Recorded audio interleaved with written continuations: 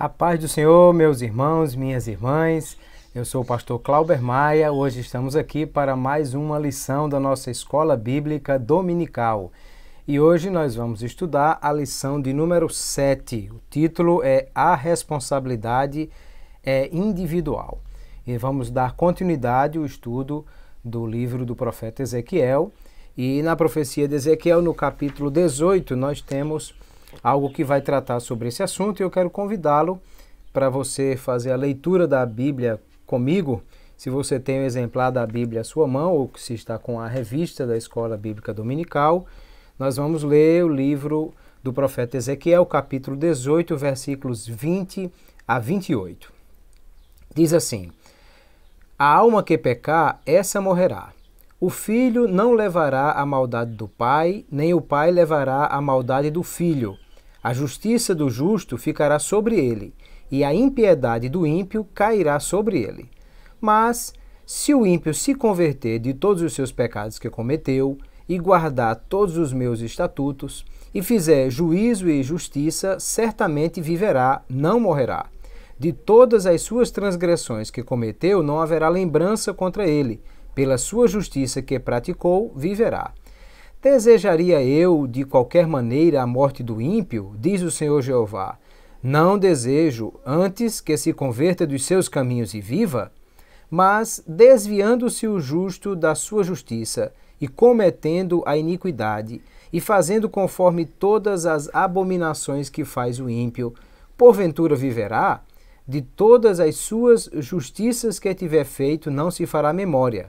Na sua transgressão com que transgrediu, e no seu pecado com que pecou, neles morrerá. Dizeis, porém, o caminho do Senhor não é direito. Ouvi agora, ó casa de Israel, não é o meu caminho direito? Não são os vossos caminhos torcidos? Desviando-se o justo da sua justiça e cometendo iniquidade, morrerá por ela. Na sua iniquidade que cometeu, morrerá. Mas, convertendo-se o ímpio da sua impiedade que cometeu e praticando o juízo e a justiça, conservará este a sua alma em vida. Pois quem reconsidera e se converte de todas as suas transgressões que cometeu, certamente viverá, não morrerá.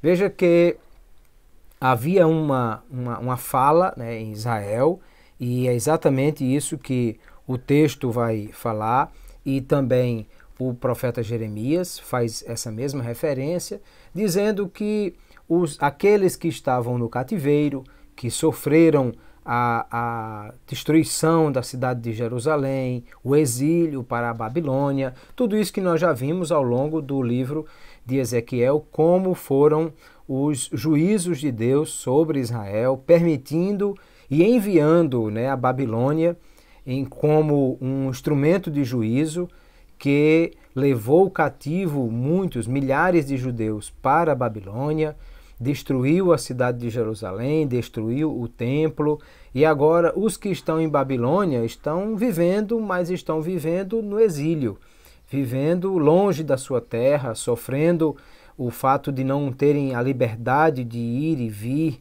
e de estar ali sendo alguém que é até mal visto, né, como estrangeiro e todas essas coisas. Além disso, quem está em Jerusalém está passando fome, está passando necessidade, e nós já vimos na lição da semana passada que Deus já havia dito isso, que daria que o inimigo, quando viesse e possuísse a terra, comeria a comida dos filhos, e os filhos passariam fome, e tudo isso era instrumento de Deus para trazer o povo de volta para o caminho, para os seus estatutos, os seus mandamentos, e que quem estava passando por aquela situação estava passando porque estava vivendo um momento de juízo de Deus. Só que essas pessoas diziam assim: o ditado que se diz em Israel é: os pais chuparam uvas verdes e os dentes dos filhos embotaram. Ou seja, nós não pecamos, nós não erramos, nós não falhamos, nós não fizemos nada errado. Nossos pais é que fizeram, e agora nós estamos pagando o preço pelos pecados, pelos erros, pelas iniquidades dos nossos pais. E é isso que está acontecendo. Nós estamos aqui no cativeiro, ou quem está em Jerusalém está passando fome, quem está vivendo essa realidade está vivendo por causa do que os pais fizeram. E nós não fizemos nada, somos todos bonzinhos, inocentes, e nós não fizemos coisa nenhuma. E é isso que Deus vai usar o profeta Ezequiel e também o profeta Jeremias para dizer, não, isso não é verdadeiro, porque cada um paga pelos seus próprios pecados. Cada um leva consigo a consequência das suas próprias escolhas. Se os pais fizeram escolhas equivocadas, também os filhos andaram nos mesmos caminhos dos pais. E por isso estão também pagando essa mesma castigo pela consequência das suas próprias escolhas que imitaram os seus pais nas escolhas que eles fizeram.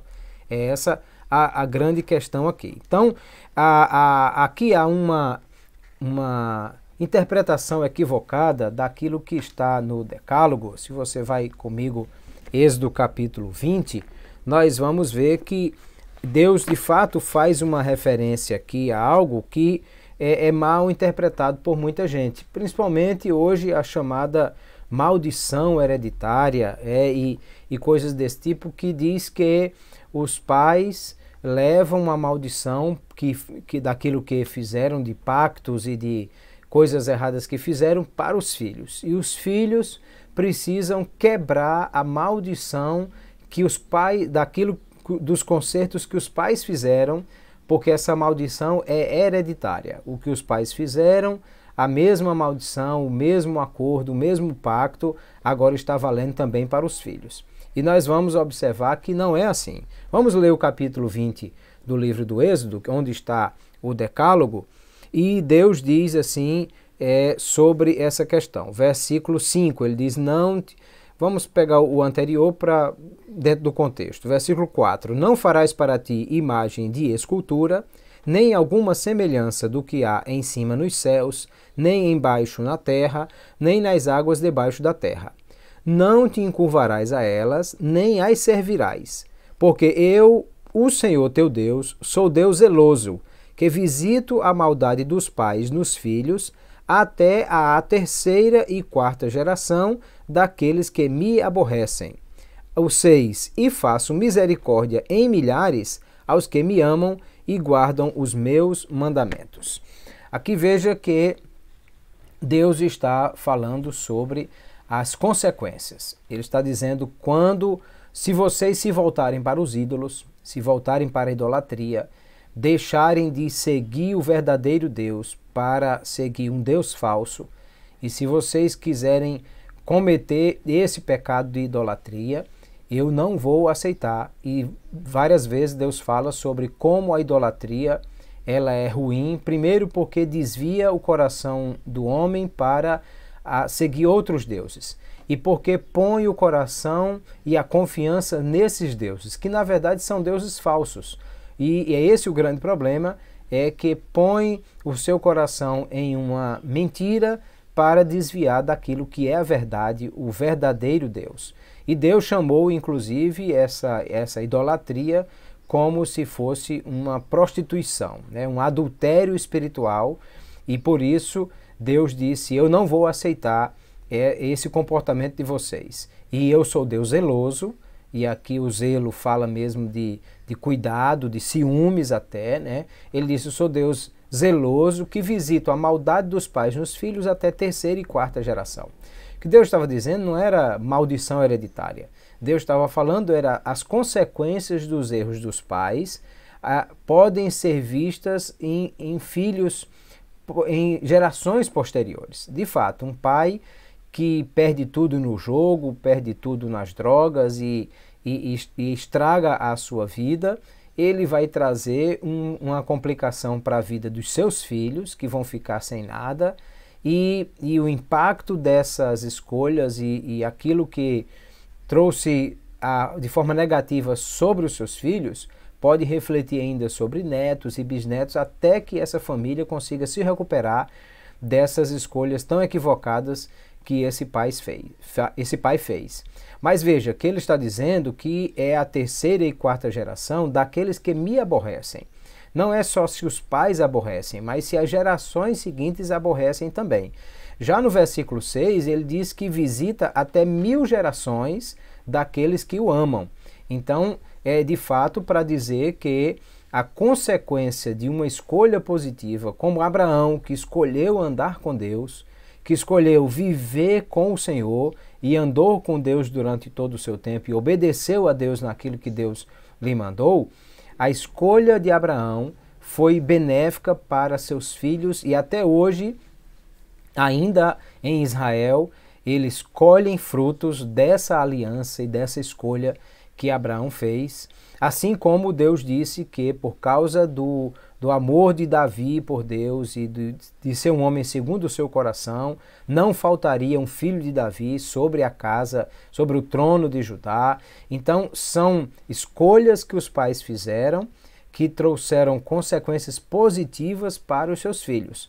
Da mesma forma, as escolhas negativas. Até porque se nós olhamos, por exemplo, para os reis de Israel, nós vamos ver que foram reis idólatras. E por isso o cativeiro assírio veio muito antes e o castigo de Deus sobre o reino do norte.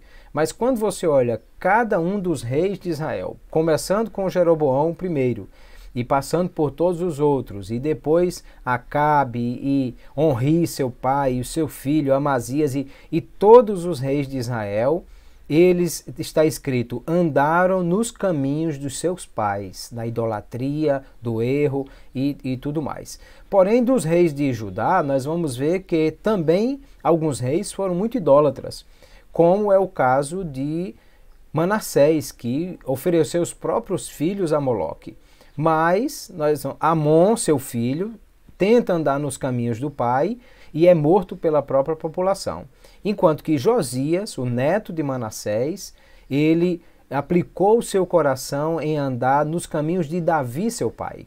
Ele buscou a Deus e andou com Deus, de maneira que nós vamos ver Deus fazendo prosperar a vida de Josias. E Josias sendo alguém abençoado por Deus. E isso não tem nada a ver com as escolhas que o seu pai e o seu avô fizeram, porque ele fez a escolha de andar com Deus. Assim como vários outros reis do Reino do Sul, como Josafá e Ezequias e Asa, a exemplo de Josias, também tiveram pais que se apartaram do caminho do Senhor, mas eles mesmos resolveram andar no caminho de Deus e andar no caminho do pacto com o Senhor, conforme o exemplo de Davi, seu pai, né, o seu antecedente, e eles então tiveram a bênção de Deus.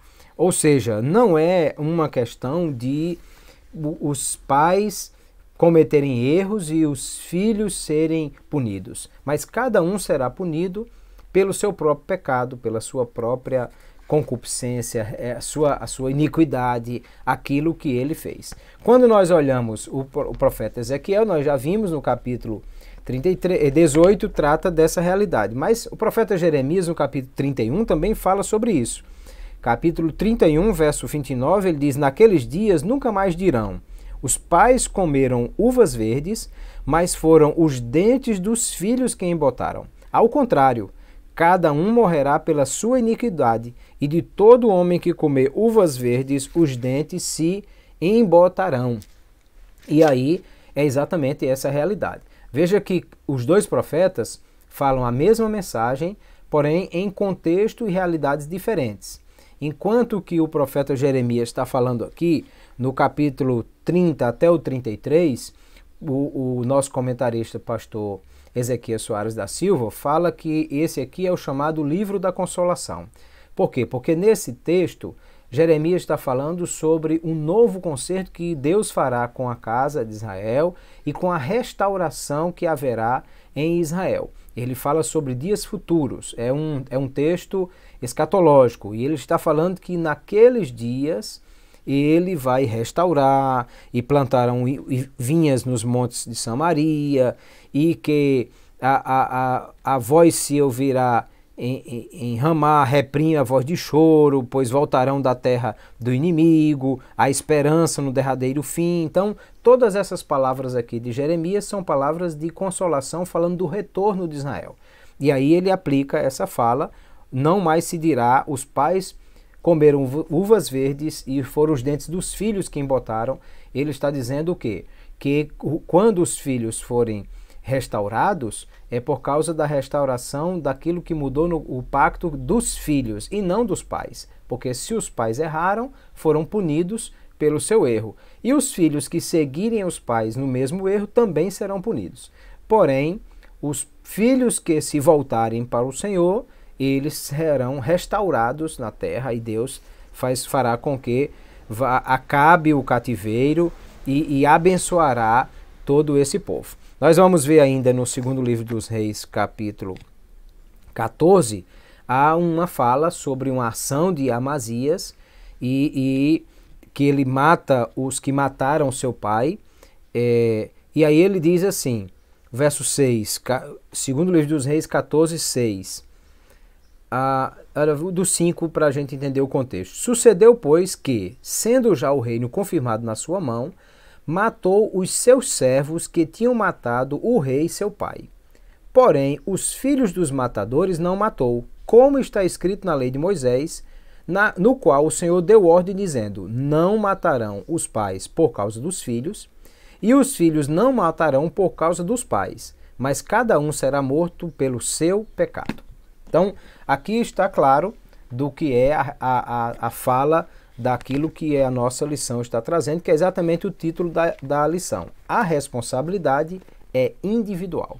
Cada um vai dar conta das suas próprias ações, das suas próprias escolhas, dos seus próprios pecados. E isso, de fato, é algo que nós precisamos observar no que diz respeito não só às nossas ações, às nossas escolhas do dia a dia, mas também e principalmente as escolhas no tocante à salvação. Porque é exatamente essa a vontade de Deus. A Bíblia diz que Deus não quer que nenhum se perca, senão que todos venham ao conhecimento da verdade. Que a vontade de Deus é que todos se salvem. E Deus enviou o seu único filho, Jesus, para morrer por todos os homens, por todos os pecadores, até aqueles que rejeitaram. O apóstolo Pedro fala sobre os falsos mestres que ensinam contrário à palavra de Deus e ele diz assim, pelos quais Jesus morreu. Ou seja, Jesus morreu por todos os pecadores, para que todos pudessem ter a oportunidade. Daí ninguém vai ter a condição de dizer, não, foi meu pai que pecou.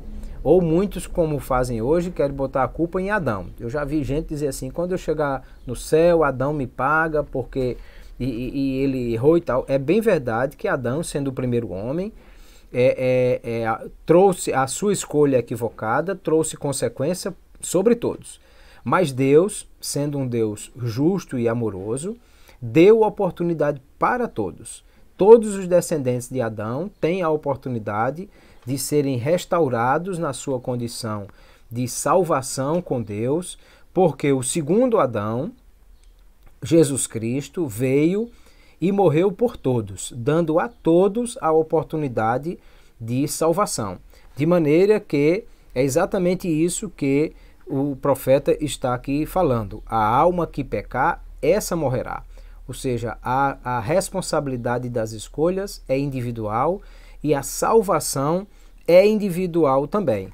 Cada um vai ter a responsabilidade com relação àquilo que fez. E aí, ele vai aplicar aqui falando sobre a justiça de Deus. Porque Deus está dizendo o quê? Se o ímpio se converter dos seus pecados que cometeu, então ele viverá e não morrerá. E se o justo se desviar da sua justiça e cometer iniquidade, então ele morrerá na sua iniquidade. Mas aquele que se converter, e aí veja que interessante o verso 28, ele disse, pois quem reconsidera e se converte de todas as suas transgressões que cometeu, certamente viverá, não morrerá. Aqui ele está falando sobre a justiça de Deus, e que já começamos a falar sobre esse assunto na aula passada. Deus é um justo juiz e ele, na sua justiça, aplica essa regra para todos. Ou seja, Deus vai premiar aqueles que escolherem receber a salvação que ele mesmo providenciou, acatando a provisão de Deus para a salvação, que é Jesus Cristo, e recebendo pela fé esse resultado do sacrifício de Cristo por nós. Cristo levou sobre si o castigo que era nosso. E agora nós só precisamos crer, porque Deus determinou que a salvação é pela graça, mas é mediante a fé. Ou seja, se é pela graça, quer dizer, nós não merecemos. Foi Deus quem nos deu, Ele quem proveu a salvação para nós. Mas quando diz que é pela graça mediante a fé, ele está dizendo que será salvo apenas aquele que crê. E Deus não vai crer por nós. Cada um precisa crer e cada um vai ter a responsabilidade de receber ou rejeitar a salvação que Deus nos dá. Daí a ideia daquilo que nós ensinamos a respeito da doutrina da salvação, que é a doutrina da salvação baseada na graça resistível. Ou um dos pontos dela fala sobre a graça resistível. Deus mandou Jesus para morrer por todos, ou seja, a expiação é ilimitada. Todos têm acesso à salvação. Mas essa expiação só se mostrará efetiva na vida daqueles que creem, porque Deus determinou que seriam salvos aqueles que crescem. E o João capítulo 3, verso 16, é o texto mais conhecido das Escrituras, diz que Deus amou o mundo de tal maneira que deu o único filho que ele tinha, o seu filho unigênito, para que todo aquele que nele crê não pereça, mas tenha a vida eterna. De maneira que ele diz que aquele que crê não entrará em condenação, mas passou da morte para a vida. E aquele que não crê já está condenado, porque não creu no unigênito Filho de Deus. Ou seja, Deus proveu a salvação, fez todo o projeto, enviou o único filho que tinha para morrer em nosso lugar e determinou que todo aquele que cresce, que no seu coração recebesse de graça essa salvação, confessando a Jesus como seu Salvador e se arrependendo dos seus pecados, esse então seria salvo. Daí porque o apóstolo João vai dizer, se confessarmos os nossos pecados, ele é fiel e justo para nos perdoar os pecados e nos purificar de toda a injustiça. Romanos capítulo 10, o apóstolo Paulo vai dizer que com o coração se crê e com a boca se faz confissão para a salvação. Então ele diz que quem no coração crê e que com a sua boca confessar, será salvo. Por isso que as duas coisas aqui estão envolvidas. A primeira é a necessidade do arrependimento. Veja que Deus enviou muitos profetas. Não só o profeta Jeremias, que passou 20 anos profetizando e ninguém acreditando na fala dele, mas nós vamos encontrar vários profetas antes do cativeiro, né? Abacuque fala sobre isso e outros profetas que falam sobre o que viria se eles desobedecessem a Deus. Porque Deus havia dito lá, Deuteronômio, capítulo 18, o texto do Deuteronômio vai falar, capítulo 28, melhor, vai dizer exatamente as bênçãos e as maldições, e dizendo, se vocês ouvirem a minha voz, guardar os meus mandamentos, obedecer os meus estatutos, então vocês vão viver nessa terra, ninguém vai conseguir tirar vocês daí. Porque o inimigo fugirá, virá por um caminho, fugirá por 7, um só de vós porá 1000 a fugir, e Deus abençoaria eles. Porém, se vocês não ouvirem a minha voz, não obedecerem os meus mandamentos, nem guardar os meus estatutos, então Deus disse que eles seriam punidos, por um caminho iriam contra o inimigo, por 7 fugiriam, e Deus os espalharia por todas as nações da terra. Então, veja que quando Deus está aplicando esse juízo sobre Israel, Deus está sendo justo. Ele está apenas fazendo aquilo que ele disse que faria e que lembrou a eles por meio de muitos profetas que enviou. aquela fala de Jesus quando chora sobre Jerusalém, no Monte das Oliveiras, dizendo: Jerusalém, que matas os profetas que a ti foram enviados, eu queria proteger vocês como a galinha cobre os seus pintinhos. Então ele está falando o quê? Deus é amor, Deus é misericordioso, Deus é piedoso, mas Deus é justo. E ele disse que essa seria a forma como ele ia tratar com os filhos de Israel. E todo aquele que se afastasse dos mandamentos, não ouvisse a voz do Senhor e não guardasse os estatutos, receberia essa punição.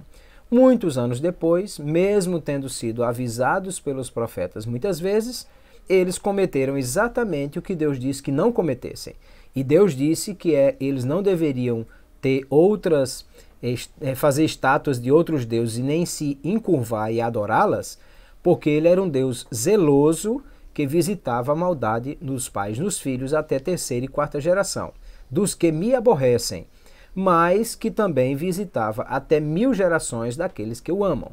Ou seja, a regra é igual e é para todos. Aquele que buscar, aquele que se arrepender, aquele que se desviar do seu mau caminho, ele vai obter o perdão e a reconciliação. Que é essa fala que nós encontramos na oração de Salomão, segundo Crônicas, capítulo 7, verso 14. No capítulo 6, Salomão dobra os joelhos diante de Deus, orando pelo templo e dizendo: Deus, se o Senhor castigar o teu povo, se o teu povo se afastar do teu caminho e cometer os pecados e voltar para outros deuses, e o Senhor castigar o povo, como disse na lei de Moisés, o Senhor está sendo mais do que justo de fazer exatamente aquilo que disse que faria. Agora, se o povo se arrepender e voltar para essa casa e aqui levantar os olhos a ti e pedir perdão, eu peço que o Senhor ouça. E aí Deus respondeu a Salomão dizendo: os meus olhos e ouvidos estarão atentos à oração que fizer nesse lugar. E se o meu povo, que se chama pelo meu nome, se humilhar e orar e buscar a minha face e se arrepender dos seus maus caminhos, então eu ouvirei dos céus, perdoarei os seus pecados e sararei a sua terra. Ou seja, exatamente esse contexto daquilo que Ezequiel estava falando. Salomão disse: se o povo se voltar contra Deus, se afastar do Senhor e Deus castigar, Deus está sendo apenas justo. Ele está apenas fazendo aquilo que disse que faria. E agora, se o povo vier para a casa do Senhor, aqui orar e se arrepender e buscar, então eu peço que o Senhor ouça essa oração. E Deus disse: ok, eu vou estar atento à oração que for feita nessa casa, nesse templo que você construiu. E se o povo, que é o meu povo que se chama pelo meu nome, se humilhar e orar, buscar a minha face e se arrepender dos seus maus caminhos, eu ouvirei, perdoarei os seus pecados e sararei a sua terra.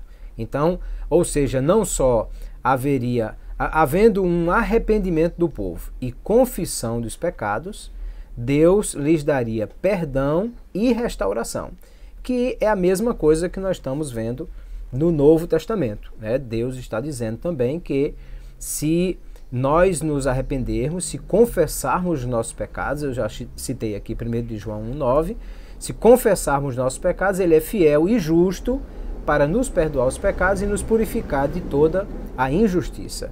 É exatamente o que Deus está dizendo aqui ao profeta Ezequiel. Se o justo se afastar da sua justiça, desviando-se da sua justiça, cometer iniquidade, ele será punido pela sua iniquidade e morrerá na iniquidade que ele praticou. Porém, se o ímpio se converter da sua impiedade e praticar justiça e juízo, então quem reconsidera e se converte, certamente viverá, não morrerá. É essa a grande questão que está sendo tratada nessa lição sobre a questão da responsabilidade individual. Aquele que escolheu o bem será premiado com o bem, e aquele que escolheu o mal será premiado com o mal que ele escolheu. A Bíblia está clara quando Jesus diz que existem duas portas, uma porta estreita, uma porta larga, que apontam para dois caminhos, um caminho estreito e um caminho largo, e esses dois têm destinos eternos diferentes. Aquele que procurar, encontrar e entrar pela porta estreita e caminhar pelo caminho estreito, ao fim desse caminho vai encontrar a vida eterna. Enquanto que aquele que entrar pela porta larga e caminhar pelo caminho largo, ao fim desse caminho vai encontrar a perdição eterna. Os dois caminhos estão postos e Deus está sinalizando. Na entrada dos caminhos existem os evangelistas, os profetas, os homens de Deus dizendo: o caminho é esse. Você não se desvie do caminho, escolha esse caminho. Jesus é o caminho, Ele morreu por nós, Ele nos deu a salvação. E essa é exatamente a tarefa da igreja. A igreja está posta para o mundo como o atalaia que Deus disse a respeito de Ezequiel. E nós estamos com a responsabilidade de mostrar ao povo: o caminho é esse. Escolha esse caminho, o caminho que vai dar para a vida. O livro de Provérbios diz que os caminhos do homem são caminhos que levam à morte, mas o caminho de Deus é um caminho que leva à vida.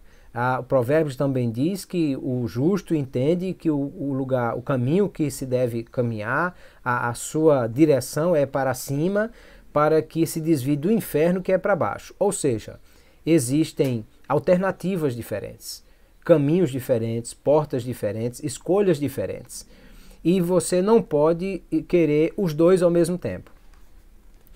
O profeta Elias reclama com o povo de Israel, dizendo: até quando cocheareis entre dois pensamentos?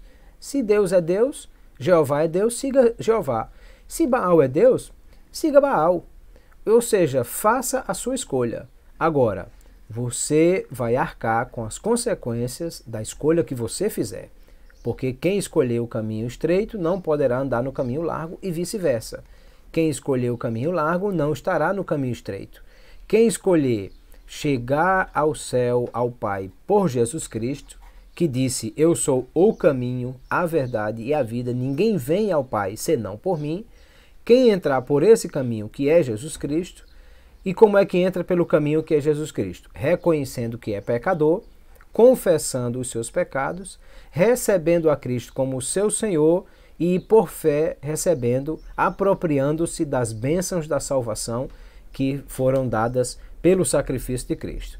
Quem rejeitar tudo isso, acreditar que não é pecador, ou que no final das contas Deus vai dar um jeito de todo mundo se salvar, ou que qualquer caminho leva a Deus, ou que eu não preciso mudar de vida porque Deus é bom e Ele vai me salvar de qualquer jeito, esse vai entrar pelo caminho largo. E o final do caminho largo é a perdição eterna. Então, assim como Deus disse para o profeta Ezequiel, rechaçando a fala daqueles da época que diziam: não são as minhas escolhas que me trouxeram aqui, mas as escolhas dos meus pais, e Deus vai usar Ezequiel para dizer negativo: cada um paga pelo seu próprio pecado. Os pais não pagam pelos filhos, nem os filhos pelos pais, mas a alma que pecar, essa morrerá. Assim também é no tocante à salvação. Cada um de nós faz as suas escolhas. A nossa responsabilidade enquanto pais é orientar os nossos filhos, é ensiná-los o caminho da verdade, é ser exemplo de vida para eles, é mostrar a eles o caminho da salvação por meio de Jesus Cristo, conduzi-los para a igreja, incentivá-los a buscar a Deus, mas nós não podemos fazer nada para salvar os nossos filhos, senão apontar-lhes o caminho da salvação. Cada um deles terá que fazer a sua própria escolha em querer também andar no caminho do Senhor, e assim é o nosso papel, é apontar o caminho da salvação e dizer: Jesus Cristo é esse caminho. Aqueles que não quiserem seguir o caminho e for por outro caminho, infelizmente, o resultado das suas escolhas é um resultado ruim, porque vão colher a consequência das suas escolhas. Porém, se arrependerem e abandonarem esse caminho e voltarem-se para o Senhor, aí também vão colher os resultados da sua mudança de vida e da escolha que fez. E quanto que a responsabilidade é individual, nós temos também um Deus que ama, que não só enviou o seu Filho Jesus para morrer por nós, mas também envia a sua palavra e os seus profetas para todos os dias nos lembrar: esse é o caminho, andai por ele, sem vos desviardes nem para a direita, nem para a esquerda, porque, de fato, nós precisamos entender isso. A responsabilidade é individual, as escolhas, cada um de nós vai fazê-las, e o resultado das escolhas que fizermos é a consequência que nós vamos colher daquilo que nós escolhemos. Deus não é culpado das nossas más escolhas. Pelo contrário, Ele é um Deus que nos ama e nos avisa a respeito das escolhas equivocadas que vamos fazer. Mas Ele é um Deus de amor que perdoa aquele que se arrepende e se volta para o seu caminho. Deus abençoe a você, Deus abençoe a sua casa, Deus dê uma semana abençoada a todos e, se Deus nos permitir, no próximo domingo, mais uma aula da Escola Bíblica Dominical nós teremos. Deus abençoe, fiquem todos na paz do Senhor.